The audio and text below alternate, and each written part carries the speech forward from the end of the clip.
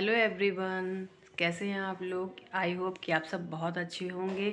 तो सबसे पहले मैं आप लोगों को तिलकुटा संकट चौथ की व्रत की ढेर सारी शुभकामना देना चाहती हूँ कि जो भी माताएं, जो भी बहनें इस व्रत को रख रही हैं, उनके संतानों की आयु लंबी हो और वो निरोगी हों और जीवन में ढेर सारी खुशियाँ पाएँ। तो इसी उम्मीद के साथ मैंने भी आज ये व्रत रखा हुआ है। तो सबसे पहले मैं आप लोग को बता दूं कि कल रात में ही मैंने खाना खाया था। उसके बाद 2 बजे मैं उठी थी और मैंने पानी वानी पी लिया, अपना गैस की गोली वगैरह खा ली। उसके बाद से व्रत शुरू हुआ। तो चलिए देखते हैं कि कैसे कैसे मैंने इस व्रत को पूरा किया और कौन कौन से काम किए।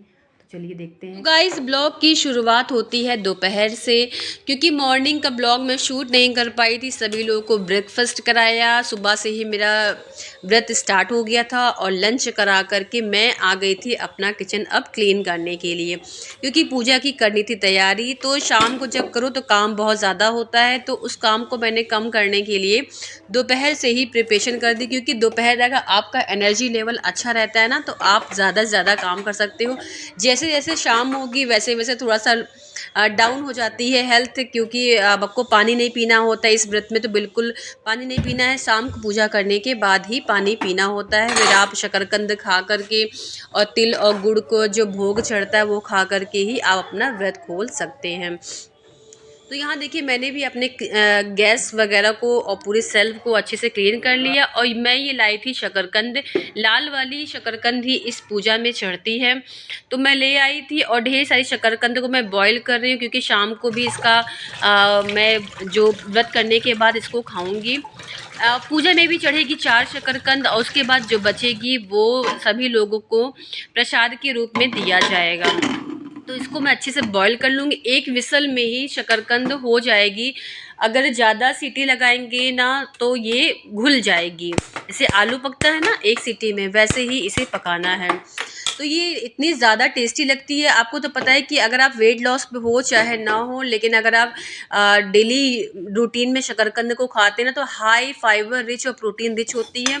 इसीलिए हमारे बड़े बुजुर्ग पहले शकरकंद, सिंघाड़ी से चीज़ों को बहुत खाते थे और उनकी हेल्थ बहुत अच्छी रहती थी। तो देखिए, मैंने तिल को भून लिया है। इसको मैंने दोपहर में ही वॉश कर लिया था, पानी इसका सब निकल गया था, तो मैंने खाली कढ़ाई में इसको भून लिया।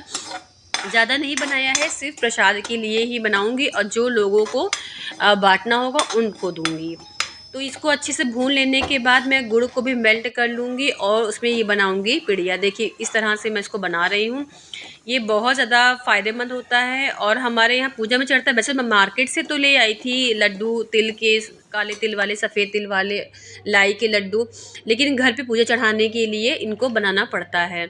तो शकरकंद बॉईल होने के बाद मैंने रख दिया है आलू को भी बॉईल करने के लिए, क्योंकि आज मुझे डिनर में बनाना है आलू के पराठे। ज़्यादा खाना वगैरह मैं नहीं बनाऊँगी, क्योंकि फास्टिंग वजह से इतनी हिम्मत भी नहीं बचती है। तो हस्बैंड और सभी लोगों ने बोला कि सिंपल खाना ही बना लो, तो मैंने सोचा ठीक है चलो आलू के पराठे बना लेती हूँ।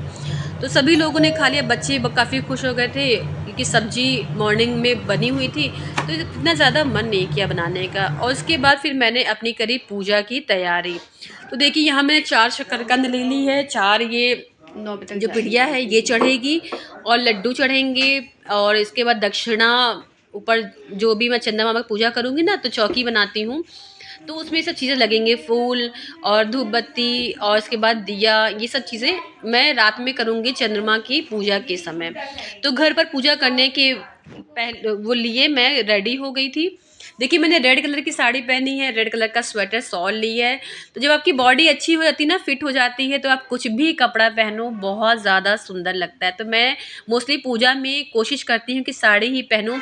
जब मैं मोटी थी तो मैं सूट ही पहनती थी। हम लोग आ गए हैं ये बगल वाली आंटी के यहाँ, हमारे यहाँ पूजा करने के 3-4 लोग मिलकर पूजा करते हैं। आंटी के यहाँ नाती हुआ था, तो वो गुड़ का पहाड़ चढ़ा रही और हम लोग सिंपल पूजा कर रहे हैं। हम लोगों को चांद बिल्कुल भी नहीं दिखा। 10:30 बजे तक हम लोगों ने वेट किया, तो किसी ने दिखा दिया कि मोबाइल से, भाभी जो बगल वाली है उन्होंने दिखाया कि मोबाइल से उनके यहाँ घर पे निकल आया होगा। तो हम लोगों ने उसे दर्शन कर लिया और बिना देखे ही पूजा कर ली। तो आज का मेरा ब्लॉग ऐसा ही रहा। पसंद आया तो लाइक शेयर सब्सक्राइब करना। मिलते हैं नए ब्लॉग में, तब तक के लिए बाय बाय।